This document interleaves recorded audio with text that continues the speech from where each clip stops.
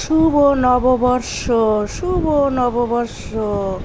সবাইকে পহেলা বৈশাখে স্বাগতম। আমার এই মাটির প্লেটে দেখেন সবাই, আজকে আমি একটা মাটির প্লেট সাজিয়ে ফেলেছি সিম্পল কিছু জিনিস দিয়ে। যেখানে ছিল কি বলে পটল, বেগুন, ইলিশ মাছ, কাঁচামরিচ, পেঁয়াজ।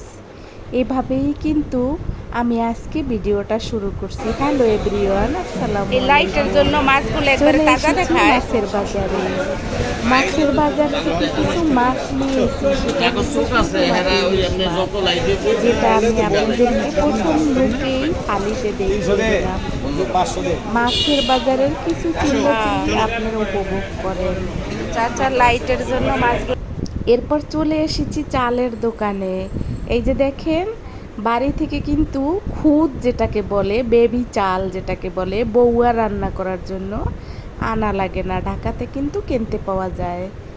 আর এরপরে আমি দেখাবো মাছ বাজার থেকে যে ইলিশ এনেছি সেটা আপনাদের মাঝে। আজকে আমি ইলিশ মাছগুলি দেখিয়ে দেব। আমার হাজবেন্ড আমাকে নিয়ে গিয়েছিল মার্কেটে। আমি অফ ক্যামেরায় আপনাদেরকে সেটা দেখাইতে পারবো না, অফ ক্যামেরায় ছিলাম। মাছগুলি বাসায় নিয়ে এসে এই যে রেখে দিয়েছি। আপনারা তো জানেন পহেলা বৈশাখ আসলে ইলিশের দাম 3 গুণ বেড়ে যায়। এমনকি মেসকাঠি দিয়ে আগুন দেওয়া লাগে না, এমনিই আগুন জ্বলে যায় মাছে। এই তো আপনাদের মাঝে আকর্ষণীয় কাঙ্ক্ষিত সেই ইলিশ দেখিয়ে দিলাম। তার পাশাপাশি কিছু বাজারও থাকবে, যেমন পটল কিন্তু এখন গরমের সবজি। বেগুন তো 12 মাসিকেই পাওয়া যায়, পটলও 12 মাস এখন পাওয়া যায়, বাজারে দেখা যায়, কিন্তু অরিজিনালি তো গরমের সবজি। কি দাম পটলের, কি বলবো আপনাদেরকে। যাই হোক, খেতে হবে তাই তো নিয়ে এসেছি। অল্প একটু পটল এনেছি, দাম বেশি এই কারণে। বুঝতেই তো পারছেন, আমরা তো অত বড় লোক না, বিশেষ করে আমি তো অত বড় লোক না, তাই না আমার পরাণের ভাই বোন। সিম্পলের ভিতরেই আমার লাইফ চলতে থাকে।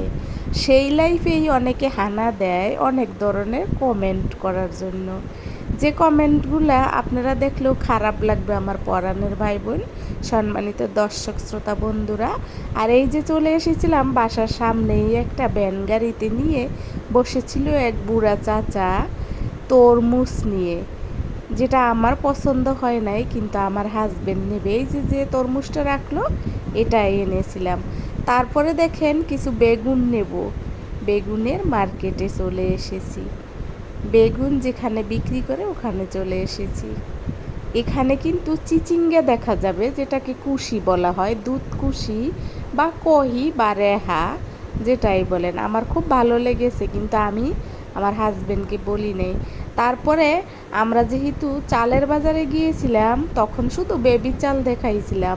এখন পুরা চালগুলো আপনাদেরকে দেখাবো, কারণ আমাদের ঘরে না চাল ছিল না। তাই তো আমি আমার হাজবেন্ডকে হুমকি দিয়েছিলাম, আমি কিন্তু অনশন করতে আছি, রান্না করি নাই। বাজার নিয়ে আসার পরে রান্না করে খেয়ে পরে ঘুমিয়েছিলাম। এই তো দেখেন চালের বাজারের বয়সও হয়তো থাকবে আপনাদের মাঝে। আর এখানে রানী এলিজাবেথ যে চালগুলো আগে খেত, সেই চালটাও দেখা গেছে, লাল চাল। এই যে দেখেন, এই চালটা কিন্তু ছোটোবেলায় জানতাম যে রানী এলিজাবেথের পরিবার খায়, কিন্তু এটা বাজারে এখন উন্মুক্ত, সবাই খাইতে পারে কিনে। আমরা যদিও এই চালটাকে আমনের চাল বলি। আর তারপরে এই যে তরমুজটা দেখিয়ে দিলাম, এখনও কাটি নাই, কাটলে হয়তো অন্য কোনো ভিডিওতে আপনারা দেখতে পাবেন। কেমন হবে জানাবো, তখন দেখতেও পাবেন, এটা অন্য কোনো ভিডিওতে যাবে। যাই হোক, তারপরে আমি আচারের ভিডিও হয়তো বা আপনাদের মাঝে শিডিউল করে ছেড়েছি। এই যে দেখেন আচারটা বয়ম করেছি।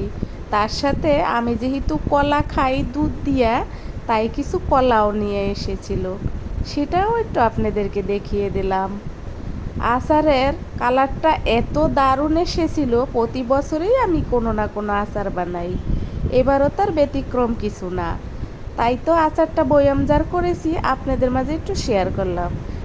কাঙ্ক্ষিত তরমুজটাও একটু আবারও দিয়ে দিলাম ভিডিওতে।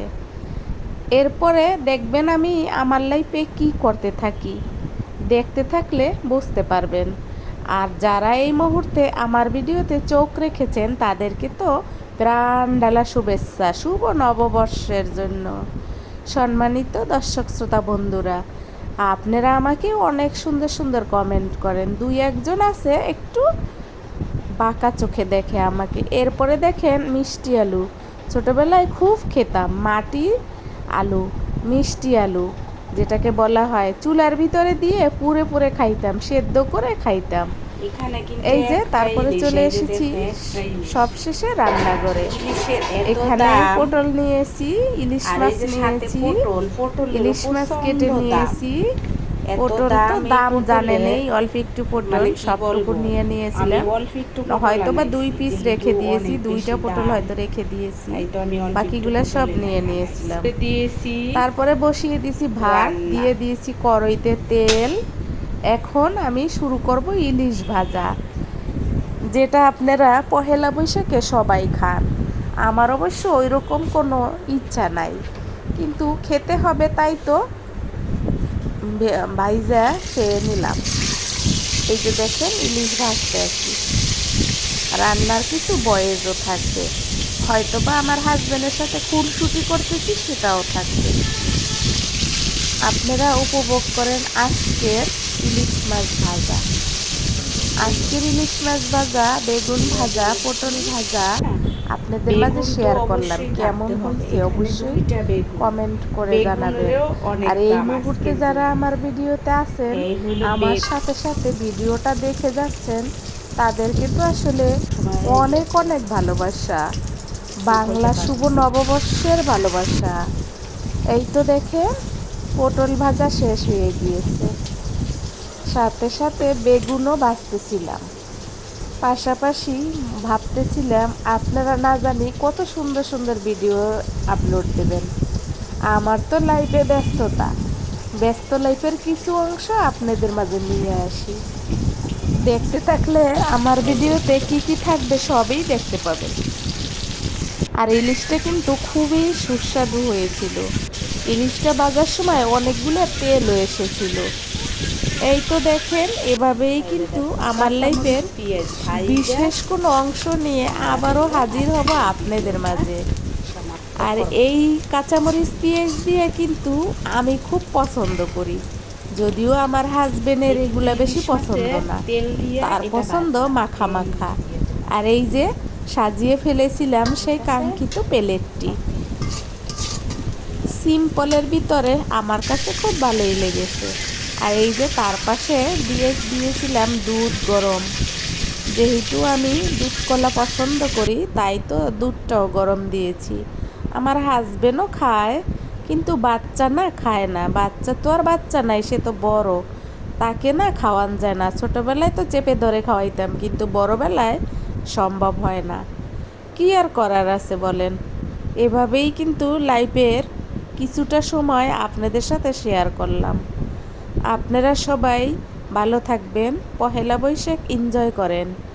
সবাইকে নববর্ষের শুভেচ্ছা জানিয়ে আমার ভিডিওটি এখানেই শেষের দিকে।